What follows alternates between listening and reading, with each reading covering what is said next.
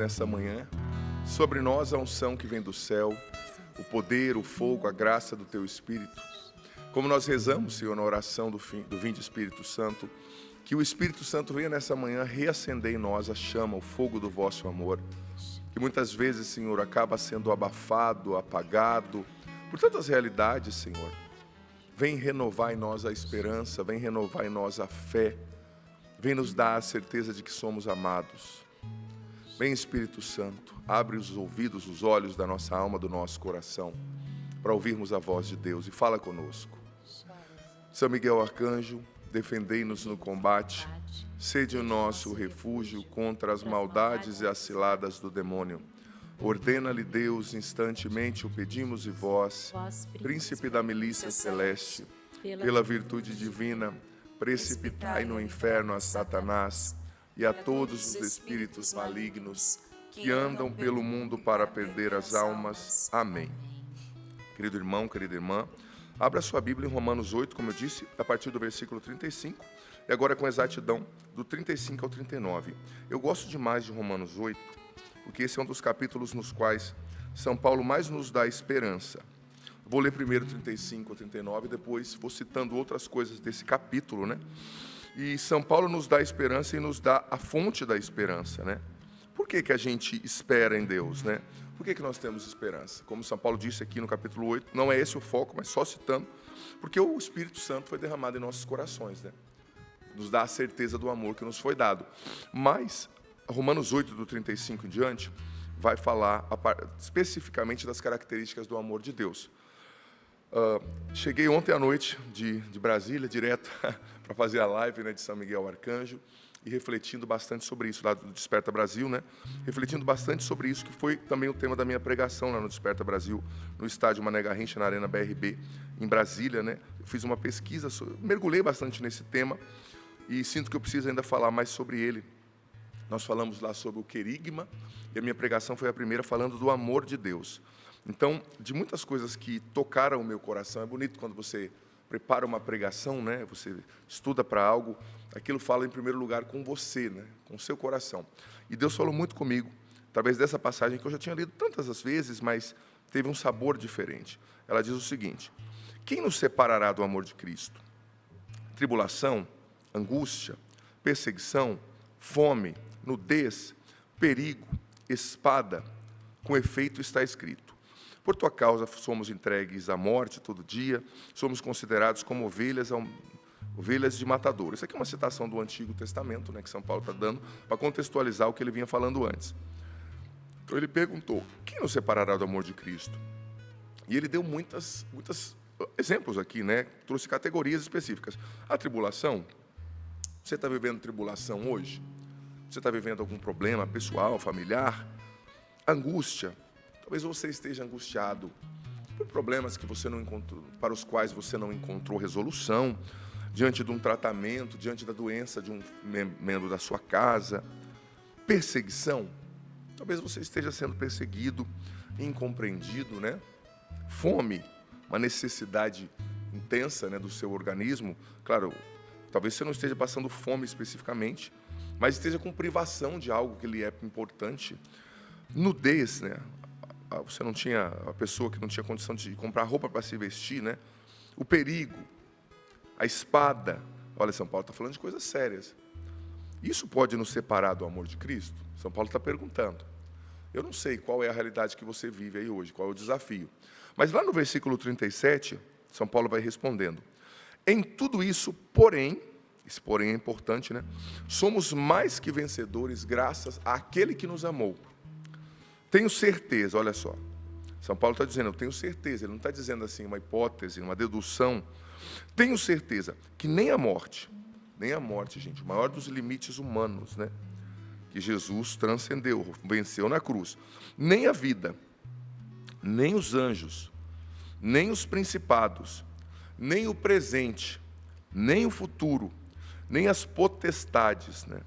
Nem a altura, nem a profundeza, nem outra criatura qualquer será capaz de nos separar do amor de Deus, que está em Cristo Jesus, nosso Senhor. Olha que coisa mais linda que São Paulo está fazendo. São Paulo usou todas as categorias que ele poderia pensar na época, né? Nem altura, nada tem o poder de me separar, de te separar, de nos separar do amor de Deus. Nada. Claro, existe um parêntese que precisa ser feito. Isso aqui São Paulo está falando da parte de Deus, né? Deus nunca vai deixar de te amar, nunca vai deixar de me amar. O amor dele é inseparável, né? Santo Tomás de Aquino tem um termo que ele fala quando ele comenta essa passagem, que ele fala da fluidez de Deus. É um termo do latim, depois eu vou trazer. Deus está sempre fluindo na nossa direção, né? Movimentando-se na nossa direção. Mas isso é a parte de Deus. Ele nunca vai deixar de te amar, nunca. Só que, claro, Deus como ama, ele dá a liberdade. Então, a pessoa humana, ela pode se excluir desse amor de Deus por um ato da vontade, né? Um ato deliberado, através do pecado mortal. Ela se auto-exclui da presença de Deus, né? Do amor de Deus. Mas da parte de Deus, esse amor está sempre fluindo. Deus está sempre te amando. Nesse momento que você está vivendo agora, nessa situação na qual você se encontra, Deus está amando você. Olha, Deus... Imagina, você que é pai e mãe, uma analogia até esdrúxula, mas você que é pai e mãe, você entende o que o padre vai falar, você não vai jogar o seu filho fora, né, e dar descarga porque o seu filho chorou, ele fez uma coisa ruim. Você vai fazer isso? Você vai jogar o seu filho no lixo? Me perdoe, né? Como eu disse, a analogia é extrema, justamente para fazer a gente pensar. Imagina Deus, você, o amor, como pai, como mãe, como pessoa, é imperfeito, você é um ser humano falho. Você não vai fazer isso com seu filho. Você imagina Deus que é perfeitíssimo, que tem um amor perfeitíssimo, Ele sempre está indo ao seu encontro. Ele sempre nos encontra para nos curar, para nos transformar. A boa notícia que resume o Evangelho, gente, quem é perito em teologia, sobretudo teologia joanina, né, do Evangelho de João, entende sempre, eu estava lendo um especialista no Evangelho de João que dizia que a síntese de todo o Evangelho, sobretudo na perspectiva joanina, é João 3,16. Não precisa abrir, só estou citando. Que diz assim: Deus amou tanto o mundo que enviou seu Filho único para que todo aquele que nele crê não pereça, mas tenha a vida eterna. Né? É a síntese. Deus amou tanto você e eu que Ele enviou o Filho dele para morrer no nosso lugar. Então, a prova do amor de Deus por mim e por você é o sacrifício de Jesus. É a morte de Jesus na cruz, que morreu para pagar o meu, o seu, o nosso pecado, né? Santo Tomás explica sobre isso. Existia, por dever de justiça, uma conta a ser pagada. Porque se Deus não punir o mal do mundo, Ele é um Deus injusto, né? Dizia Santo Tomás. Então, o pecado, a maldade, ela clama por justiça diante de Deus. Só que Jesus se fez maldição na cruz para perdoar os nossos pecados. E nele nós temos redenção para os pecados do mundo. Salvação, né? Então Deus enviou o seu Filho e nada pode separar você do amor de Deus, a não ser um ato deliberado da sua vontade, quando você escolhe se afastar. Mas esse amor de Deus é perfeitíssimo por você. E olha, Deus te ama mesmo com amor eterno. Você sabe que eu citava isso lá no Desperta Brasil, na minha pregação, e retomo aqui, que eu lembro quando eu ouvi isso do padre Rufus, né? Eu era padre jovenzinho, tinha 4 meses de padre, fui pregar um encontro com ele, e ele falou algo que mexeu muito comigo, porque eu fiquei ali nos bastidores também, né? Atendendo alguns casos com ele, nossa, assustadíssimo, padre recém-ordenado, né? E ele é exorcista, os casos difíceis, mas ele dizia o seguinte, que a principal missão do diabo, presta atenção, que isso é forte, é convencer você de que Deus não te ama. É convencer você que Deus não está com você. Porque quando Ele te convence que você não é amado, Ele já venceu o jogo. Ele já venceu a batalha. Porque é o amor que te dá força para lutar contra o pecado. Por isso que eu acredito, né, que às vezes a gente falha, por isso que eu gosto da metodologia da renovação carismática católica, eu gosto muito da renovação. Por quê? Porque a renovação, em primeiro lugar, ela promove um encontro pessoal com Jesus, o batismo no Espírito Santo, para a pessoa se sentir amada por Deus, né? É a metodologia como é que chama? Da experiência de oração, do seminário de vida no Espírito. Querigma. O querigma, não. Eu estou lembrando do encontro específico. Né? A metodologia do seminário de vida do Espírito, sabe? Leva a primeira pessoa a sentir o amor de Deus. Aí depois a gente fala da doutrina, depois a gente fala do pecado, né? Eu acho bonita essa metodologia. Porque se a gente soca a doutrina sem a pessoa se sentir amada por Deus, é difícil, né? Ela não vai ter sentido. A boa nova que resume o Evangelho é o amor de Deus, sabe? Aí, se sentindo amado, a gente tem força para vencer o pecado. Se sentindo amado, gente, o amor, eu dizia e repito, é a força mais poderosa do mundo.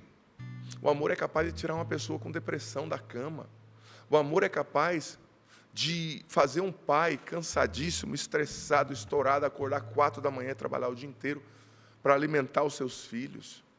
O amor é capaz de fazer uma pessoa, sabe, enfrentar qualquer dificuldade da vida. Então, tenha certeza, Deus ama você e ama muito. Você que está estressado nesse trabalho, nessa escola, você vivendo essa luta, essa batalha, o amor de Deus é atuante, é verdadeiro, ele age na sua vida. Deus não desiste de você. Esteja você no maior pecado, esteja você na prostituição, esteja você no tráfico de drogas, de entorpecentes, Deus está indo até você dizendo, eu te amo, o que eu tenho para você é maior do que o que você pode imaginar, ninguém pode te dar o que eu posso, porque eu sou o teu pai, um pai perfeitíssimo, um pai que te ama. E você sabe que tem uma reflexão muito bonita de Santo Tomás de Aquino, na qual ele vai falando sobre as categorias, né? Ele usa até um outro termo, que são as perfeições do amor de Deus, nas categorias. Como o amor de Deus é? É interessante ler sobre isso, né? Ouvindo os doutores da igreja. Santo Tomás de Aquino fala uma coisa até que a gente já sabe, mas a gente tem que retomar, né? O óbvio precisa ser dito, como dizia o padre Jonas Abib, nosso pai fundador. Santo Tomás de Aquino dizia, primeira característica do amor de Deus, o amor de Deus é gratuito. Você não precisa pagar um centavo, gente, para ser amado por Deus.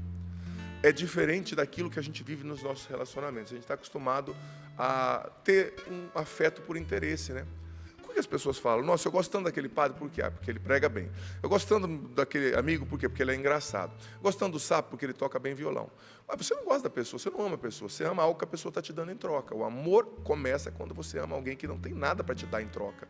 E pelo contrário, que é até difícil para você. Tem pessoas que parece que não batem com a gente, né? O temperamento é muito difícil. A pessoa pergunta para você, o que eu fiz? Você fala, respirou. Não é diferente, o temperamento não bate. Você ama de verdade quando você começa a amar uma pessoa assim, que não tem nada para te dar em troca. Aí eu amo tanto fulano, por que você ama fulano? Porque ele é agradável, porque ele me faz me sentir bem, porque ele é alegre. Tudo isso é um amor falho, um amor interesseiro, me perdoe a sinceridade. Padre, mas eu preciso de um benefício. Olha, eu estou falando do que é o amor, ágape, né? Centrado em Deus, o amor que o Papa Bento XVI explicou na encíclica Deus Caritas Est, que é maravilhosa.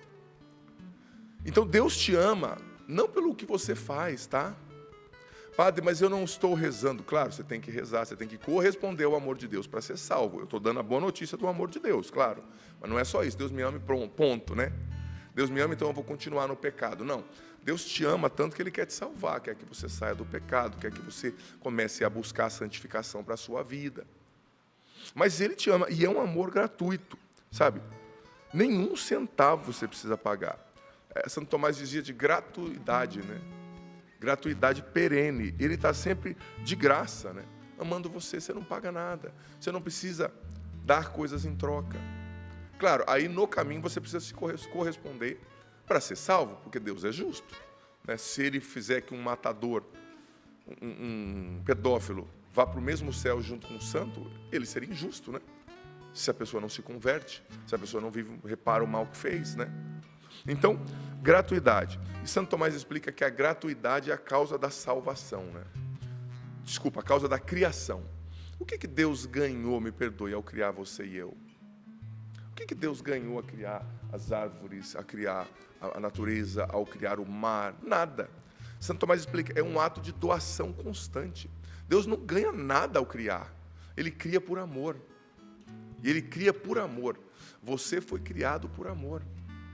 E para amar, né, dizia Santo Agostinho, agora trazendo o outro doutor, Deus nos cria por amor, um ato de amor é a sua vida.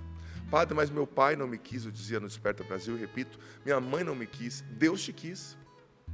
Quantos, a gente sabe o caminho fisiológico, quantos espermatozoides diferentes existiam para fecundar o óvulo da sua mãe, né? Foi você que fecundou, tinham milhares. Deus quis você. Padre, mas eu nasci num contexto difícil. Ontem eu atendi um casal, mas o mais lindo casal, mas tadinhos, tentando acho que há 8 anos engravidar, jovens, lindos, com condição de criar um filho, com afeto para dar, com amor, sabe, tudo perfeito. E não conseguiam. E você nasceu. Padre, mas foi um estupro, foi isso, meu amigo. Tanta gente tentando há 10 anos, a gente como padre, a gente como missionário, vê tanto isso, né?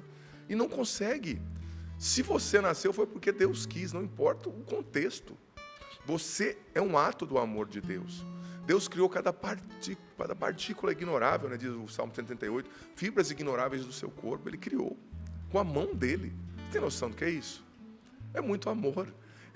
É um amor que não cabe em si. É um amor que se doa, que é doação constante.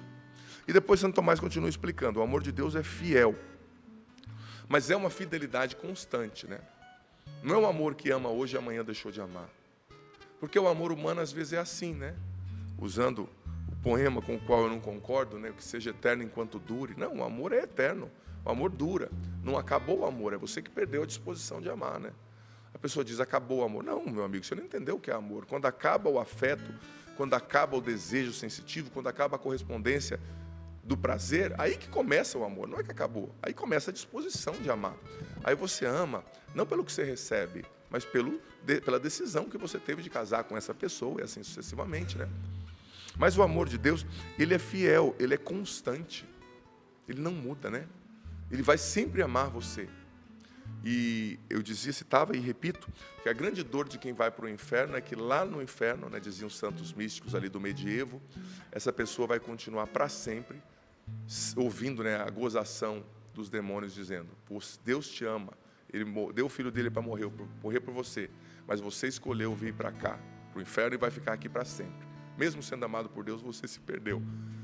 Porque uma escolha faz com que você se afaste, mas Deus continua amando. Até quem está perdido. Mas a pessoa escolheu, não é? Um ato de liberdade.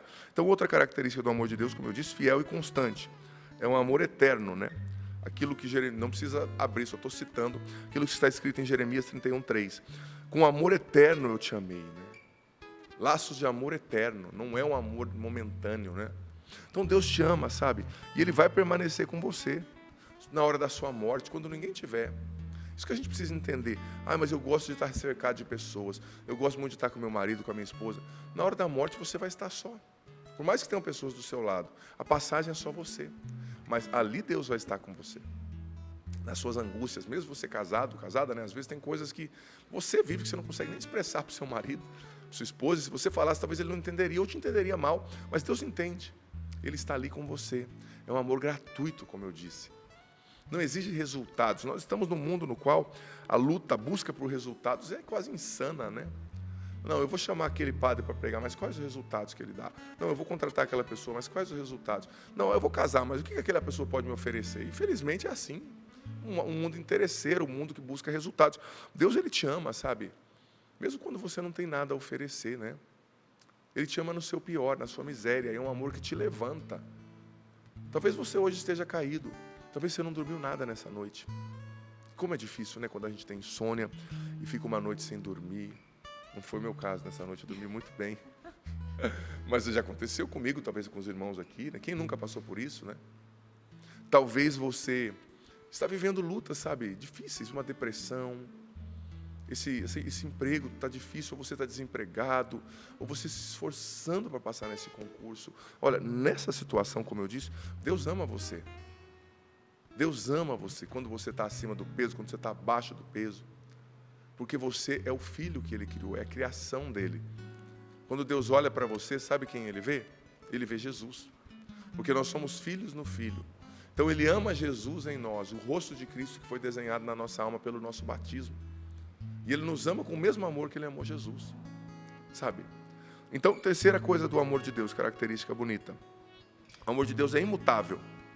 Ele não muda. É o mesmo ontem, hoje e sempre. É um amor que não vai mudar pelas circunstâncias. Não, agora eu estou em outra cidade, agora eu estou mais velha, agora eu não estou bonita como eu estava há 10 anos atrás, agora eu não tenho mais dinheiro. Deus continua te amando, ponto. Ele não muda, Ele é imutável. E outra categoria que Santo Tomás fala, junto com a gratuidade, ele falou lá atrás, na mesma sessão, a incondicionalidade, né? O amor de Deus é incondicional. Não impõe condições, né? É um amor que não se separa e que não impõe condições. Como eu estava dizendo, olha, eu vou te amar se você, a partir de agora, começar a fazer academia. Eu vou te amar se você parar de fazer tal coisa. A gente tem no nosso critério humano, né? O amor de Deus não impõe condições. E claro, como eu disse, no processo a gente precisa corresponder, né? Essa é uma boa nova, eu estou falando sobre o amor de Deus.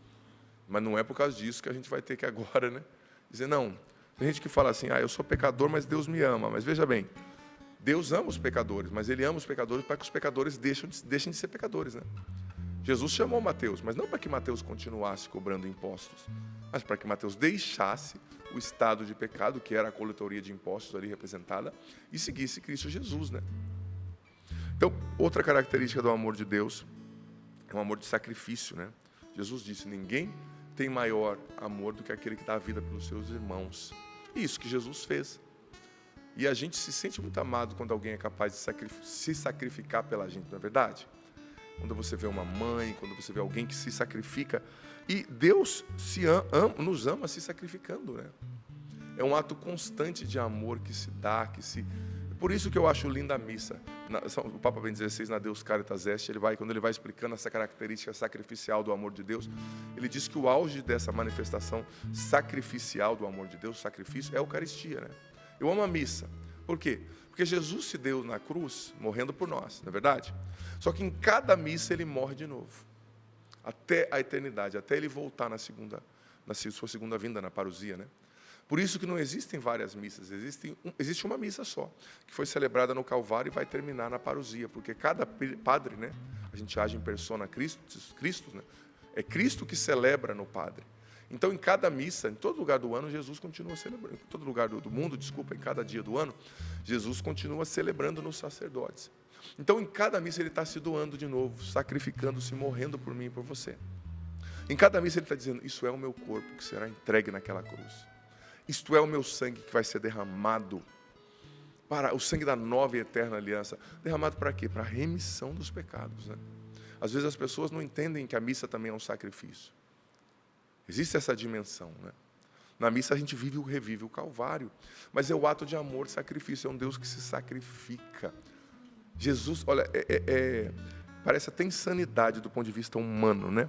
Mas Santo Afonso dizia, numa reflexão que ele faz sobre a Sexta-feira Santa, sobre o Calvário, Santo Afonso Maria de Ligório, que é insanidade humanamente você pensar nisso, mas na dor da crucifixão, ali no Calvário, sangrando, asfixiando-se, Jesus pensou em você. Jesus pensou em mim, sabe?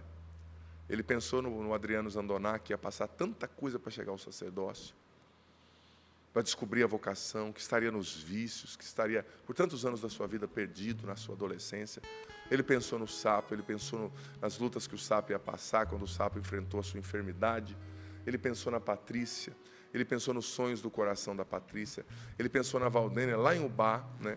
Ele viu a vida da Valdênia, ele viu as lutas da Valdênia, ele conhece o coração da Valdênia, ele pensou na Crica também, nas suas lutas, nas suas batalhas. E ele sabia cada coisa que nós enfrentaríamos. Mas lá no alto da cruz, dizia Santo Afonso, quando ele pensava em desistir, dizer de novo, pai, para, deu. Porque ele era Deus, o que ele fizesse ali estava feito. Ele pensou em você, Fernanda, Joana, Francisca, Pedro, Washington. Ele pensou e falou, não, é por ele. Pai, vamos até o fim, pai. É por esse filho, vamos até o fim. Eu quero dar a minha vida por essa pessoa. É um amor de sacrifício, é um amor que não se poupa, né? Porque o amor, gente, ele não se economiza. Dizia Santo Agostinho, o amor não se cansa nem descansa, né? Ele não se economiza, ele se dá. Ele se dá, claro, não é que para você não descansar, não é isso que eu estou falando do ato de amar em si, né? O descanso para nós humanos é importante. Então, próxima característica do amor de Deus, o amor de Deus, ele é um amor atuante. Ele se comunica, aquilo que eu falava antes, ele dá o primeiro passo. É aquilo que Santo Tomás dizia, diffusivum sui, né? O amor que vai ao encontro, que se espalha, que é expansivo. É uma bondade, gente, expansiva, né? Que não se cansa de ser boa, uma bondade que não se cansa de ser boa. Parece até redundância, mas é isso que explica o conceito, né? E que está sempre indo até você, que está sempre sendo bom, que está sempre te amando, né? É como se o amor de Deus, como não? 24 horas por dia, o olhar misericordioso de Deus está olhando para você e dizendo, como que eu posso abençoar esse filho? Como que eu posso fazer ele crescer? Como que eu posso fazer ele uma pessoa melhor? E até quando Deus permite uma enfermidade, uma doença, uma luta, isso é um ato de amor, tá? Por quê? Porque Deus está te purificando de coisas que você nem sabe. Ele está te tornando apto para ir ao céu, para ir para o céu. Ele não pensa só aqui no momento. Que adianta você ter uma vida de prazeres e ir para o inferno, né? Lembra da passagem? Que adianta o ser humano ganhar o mundo inteiro e perder a sua alma? Não é? Então ele está pensando na salvação eterna. Ele está pensando, às vezes, nas coisas que você precisa purificar. Tantos orgulhozinhos bestas, tantas coisinhas. E Deus permite uma luta. E quando Ele permite essa luta é um ato de amor. Essa batalha que Ele permite você viver. Mas é preciso você enfrentar isso com essa certeza de que Deus te ama e convivendo com o amor de Deus, rezando, usando as armas espirituais. Mas Deus é uma bondade que não cabe em si. Ele está sempre procurando de um jeito de te abençoar. Mais do que você querer ser abençoado, Deus quer te abençoar. Mais do que você querer ser curado, Deus quer te curar. O amor de Deus não cabe em si. Por quê? Porque Deus não tem amor. Deus é amor. É a essência.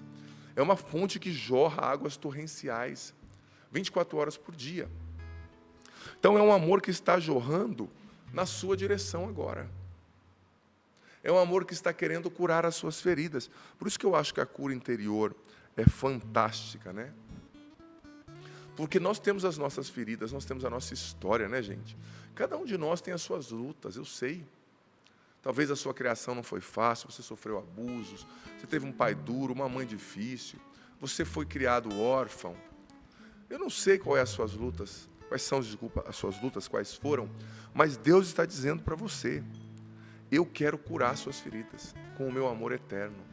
Gente, quando a gente vai se abrindo ao processo de cura interior, de ser amado por Deus, nossa, quantos recalques, quantos medos, quantos comportamentos defensivos, tóxicos vão caindo por terra e a nossa essência vai florescendo, né? A gente vive muito isso aqui na Canção Nova, né? O carisma Canção Nova, o Padre Jonas nos dizia, tem um poder de ressurreição, e tem mesmo, sabe? Você entra, você vê os meninos entrando no pré-discipulado, né? A gurizada toda machucada, ferida, depois do noviciado, do discipulado, né? Que na minha época era noviciado, mudou o nome, a gente fica com a cabeça no antigo. Depois do discipulado, depois da formação, você vê a pessoa florescendo, dons que nem aquele jovenzinho sabia que tinha. Aí eu faço coisas hoje que eu nunca imaginava que poderia fazer, com certeza meus irmãos aqui também. É o amor de Deus que vai minimizando as feridas, colocando um band-aid espiritual, o que cura, né, as dores da alma, os recalques, a defensiva. Você está sempre, você não gosta de você não gosta da sua aparência, você cresceu ouvindo palavras de descrédito, você é inseguro, você tem baixa autoestima. Mas quando você se abre, Deus vai te curando, sabe? E uma das certezas da cura interior, desse processo de amorização, é, com o tempo, você se preocupar menos com o que as pessoas pensam, falam, né, e pensam. Eu lembro como isso foi acontecendo na minha vida a partir da cura interior. Chega um ponto, sabe, que eu estou, tá falando, Deus abençoe, não está falando, vai tomar banho, né? Não estou nem aí, sinceramente falando. Eu cheguei num ponto, eu falo, não falo, ó, tá bom, conversa com a minha mão, né, como diz o ditado. Estou nem aí, por quê? Porque eu sei, não é que eu não vou escutar um diretor espiritual, um superior, não é nesse sentido que eu estou falando, né? Estou falando dessa especulação, que gente que não te conhece, não sabe as lutas que você vive, não sabe o preço que você paga para ser quem você é, começa a falar um monte de coisa, fala, eu sei quem me ama, eu sei quem me chama, eu sei quem me vocaciona, o resto que se exploda, né? Com todo o carinho da explosão, mas que se exploda, seja uma granada, mas Deus me ama, Deus te ama. Então, você está entendendo? Quando você vai abrindo-se a essa certeza do amor de Deus, a opinião dos outros começa a valer menos.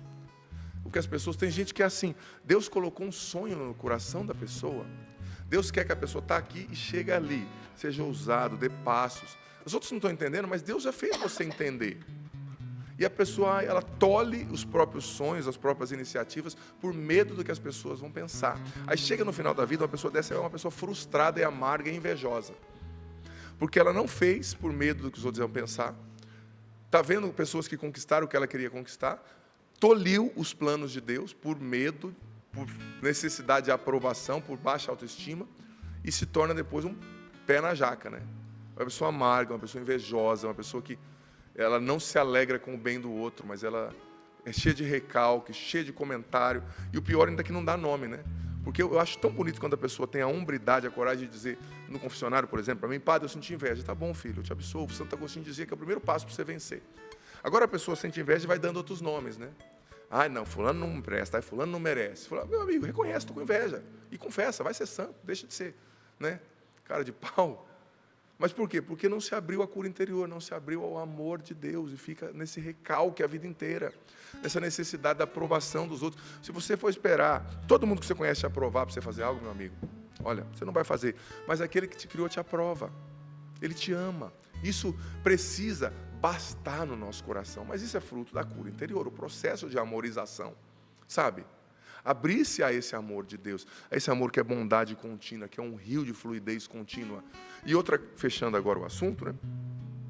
Outra característica que está ligada a essa primeira, né, que Santo Tomás falava, do amor diffusivum sui, né, o amor que é bondade, que é uma torrente que não para, nunca.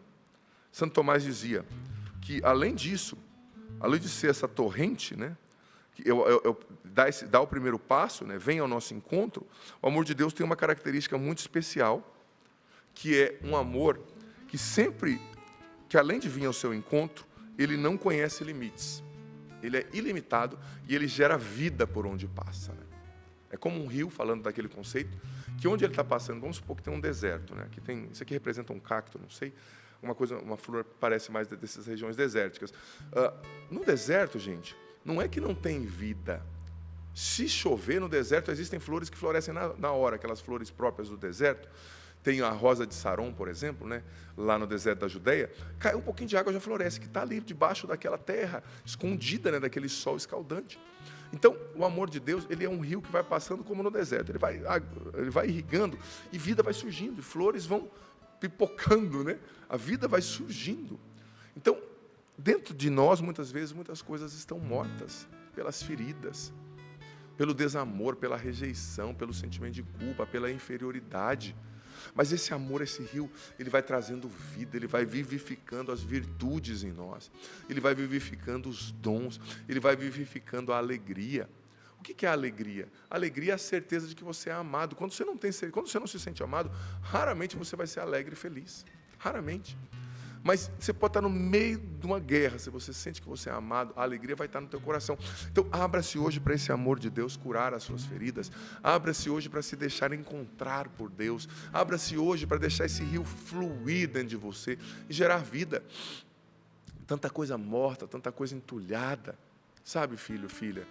Voltando à analogia da cura interior, talvez você está aí frustrado, porque ninguém me vê. Deus te vê, ninguém me entende, Deus te entende, ninguém me dá oportunidade, Deus está abrindo portas, seja humilde, entra nas portas pequenas, mas vá.